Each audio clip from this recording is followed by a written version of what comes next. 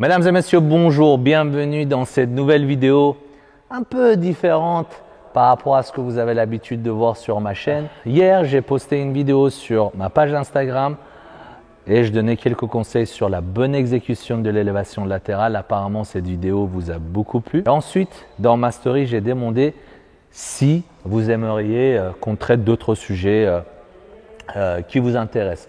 Et vous étiez nombreux à revenir sur un sujet qu'on entend souvent, comment progresser sur un retard. Et ceci sera le sujet de notre vidéo d'aujourd'hui.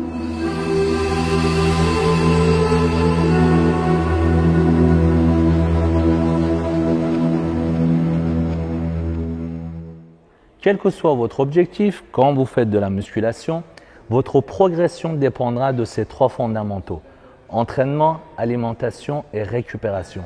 Mais il ne suffit pas d'aller à la salle, il ne suffit pas de manger ou dormir. Pour progresser, il faut savoir s'entraîner, il faut savoir s'alimenter et il faut savoir récupérer. Aujourd'hui, nous allons traiter le sujet de l'entraînement. Vous allez voir, dans l'entraînement, il y a plusieurs points à traiter. La planification de vos séances d'entraînement, le choix des exercices que vous allez faire et la chose la plus importante selon moi, puisqu'il y a beaucoup de gens qui vont à la salle, qui sont réguliers. Mais si vous ne savez pas vous entraîner, malheureusement, vos efforts et vos résultats seront toujours contradictoires. Nous allons commencer par la planification d'entraînement. Pour cet exemple, je me suis basé sur un cas qui revient souvent dans mes coachings, c'est-à-dire une personne qui peut s'entraîner 5 fois par semaine et qui a un retard sur ses deltoïdes. Nous allons commencer la semaine par les épaules. J'ai mis lundi épaule 1, puisqu'il y a aussi épaule 2. On va revenir là-dessus puisque c'est deux séances différentes. Mardi, les jambes. Mercredi, repos. Jeudi, épaule. Vendredi, dos plus biceps. Samedi, pec plus triceps. Et dimanche, off. Alors, pourquoi j'ai réparti mes séances de cette manière? Vous savez, comme moi, que ce n'est pas pendant la séance qu'on fabrique des muscles. Pendant la séance, vous allez casser des fibres et une fois vous rentrez dans votre phase de récupération grâce à l'alimentation et au repos, vous allez faire grossir vos muscles, tout simplement. Lundi, nous allons commencer notre séance par épaules. Dimanche, on s'est bien reposé. Lundi, on est en forme. Pendant que tout le monde fait les pecs, toutes les machines sont libres. Donc, nous allons commencer notre semaine par notre retard. Ensuite, mardi, nous allons faire les jambes.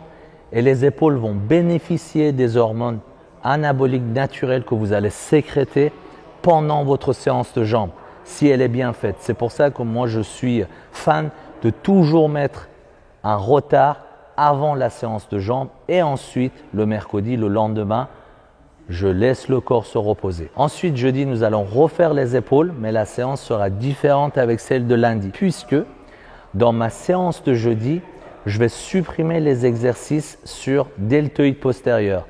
Parce que quand on fait le dos, donc le lendemain vendredi, sur la plupart des exercices, nous allons engager les deltoïdes postérieurs. Ensuite, samedi, je ferai les pecs et triceps. Et comme sur la plupart des exercices qui concernent les pecs, je vais engager mes deltoïdes antérieurs, je me reposerai dimanche pour être en forme lundi, donc pour refaire les épaules. La planification de vos séances, toujours retard épaules. Une fois de plus, je me suis basé sur ce que je vois le plus souvent chez mes clients, c'est-à-dire retard sur deltoïde postérieur ou bien absence totale de son développement. Séance épaule 1, donc lundi, je vais commencer mon entraînement par un exercice de pré-fatigue, l'oiseau à la poulie unilatérale. Quand vous avez du mal à ressentir un muscle, posez la main dessus quand vous êtes en train de le travailler. Vous allez voir, c'est très efficace pour établir cette connexion cerveau-muscle. C'est pour cela que j'ai mis l'oiseau à la poulie unilatérale pour que pendant qu'une de vos épaules travaille, l'autre main peut venir se positionner dessus. Ensuite, nous allons faire roving menton sur banc incliné, développé militaire Smith banc 110 degrés, développé Arnold banc 90 degrés, angle 110 degrés, angle 90 degrés. Il suffit d'un détail, quelques changements et vous allez travailler vos fibres de manière différente. Et nous allons terminer notre séance par élévation latérale. La deuxième séance d'épaule, jeudi, nous allons commencer notre séance par élévation latérale. Donc, j'ai supprimé les 2 premiers exercices qui mettront l'accent sur les deltoïdes postérieurs, puisque le lendemain, nous allons travailler le dos. Donc, nous allons forcément engager l'arrière-épaule. Donc, élévation latérale, développé militaire 110 degrés, développé épaule banc 90. Et je vais terminer ma séance par étirement plus mobilité pour épaules tombantes. La plupart des gens qui ont les épaules qui tombent, vous êtes obligés de faire des étirements et la mobilité spécifique pour arranger ce problème. Ensuite, savoir s'entraîner pour déclencher la croissance musculaire. Les fondamentaux, vous connaissez, la tension mécanique, stress métabolique et dommage musculaire. Et une 4e chose que j'ai rajoutée, qui est le sujet principal de la vidéo d'aujourd'hui, angle, prise, visualisation et ressenti. Pour la phase pratique, je suis avec mon athlète IFBB Pro Maxime. Hi everybody, what's up? What's up? Il est très heureux d'avoir retrouvé la salle. Il est comme un gosse. Grave. Et il va nous prêter son gros corps de grizzly pour expliquer en quoi le ressenti et la visualisation sont importants pour progresser sur un retard. Très souvent, quand on n'arrive pas à ressentir un muscle, on a un retard à ce niveau-là. Alors Maxime, là nous allons parler de la visualisation, c'est-à-dire visualiser ton mouvement pour ressentir tes épaules. Moi, je pense que physiologiquement parlant, notre corps ne comprend pas le bodybuilding dans son aspect esthétique. Ton corps peut-être comprendrait plus l'haltérophilie. Je m'explique. Quand tu prends l'haltère pour faire un développé, ton corps il ne comprend pas le développé, il ne comprend pas que tu veux galber peut-être un peu plus les deltoïdes latérales, antérieures, etc. Lui, il comprend que Maxime veut déplacer une charge d'un point A à un point B. Et pour cela, ton corps va utiliser un maximum de muscles pour réussir cette épreuve que tu lui demandes, si tu veux, que tu lui imposes en quelque sorte. Mais quand tu fais du bodybuilding pour son aspect esthétique, à chaque fois, tu veux mettre l'accent sur un muscle précis. Nous allons faire une démonstration. Ça peut être marrant, mais ça peut nous aider à comprendre. Quand je mange une glace, c'est un geste intuitif. C'est-à-dire que grâce à mes muscles d'avant-bras, brachial et mes deltoïdes antérieurs, je vais soulever ma cuillère pour manger ma glace. Je peux parler au téléphone, je peux te parler, je peux regarder la télé. En faisant ce geste-là, je n'ai pas besoin d'être concentré pour le faire. Je voudrais que tu touches mon avant-bras quand je mange une glace. En même temps, je te parle. Ouais. Ça va, Max? Ouais. Ça s'est bien passé le confinement? Ouais, alors? Ouais. Ça n'a pas été très dur? Qu'est-ce que tu sens? Les muscles de ton avant-bras, ils se contractent. Les muscles de mon avant-bras se contractent. Ouais. Maintenant, si moi je veux sentir uniquement mes deltoïdes antérieurs, je ne peux plus regarder la télé en même temps, te parler ou parler au téléphone. Il va falloir que je sois très concentré. Je veux uniquement sentir mes deltoïdes antérieurs. Donc, je vais te demander de toucher mon avant-bras.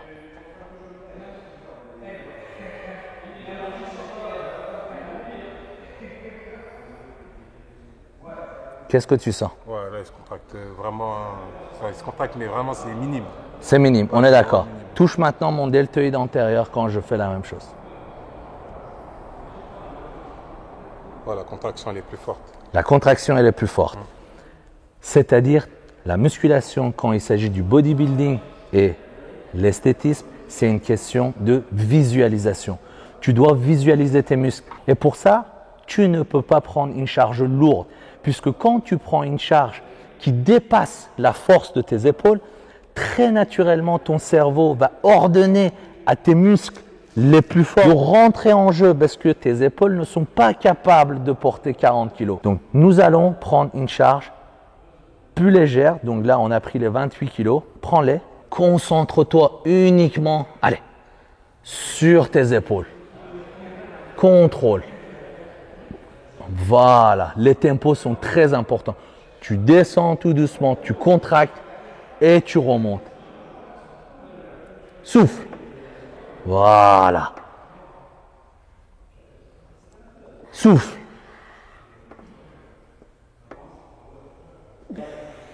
Redescends tout doucement. et pose les haltères. Maintenant qu'on a traité le sujet de la visualisation et le ressenti, nous allons à travers cet exercice, l'un des exercices les plus importants pour développer les deltoïdes, qui est l'élévation latérale, traiter le sujet de l'angle et la prise. Et nous allons aussi revenir sur la visualisation. Quand il s'agit de l'élévation latérale, la plupart des pratiquants l'exécutent mal. Ils vont vous faire soit ça, soit. OK.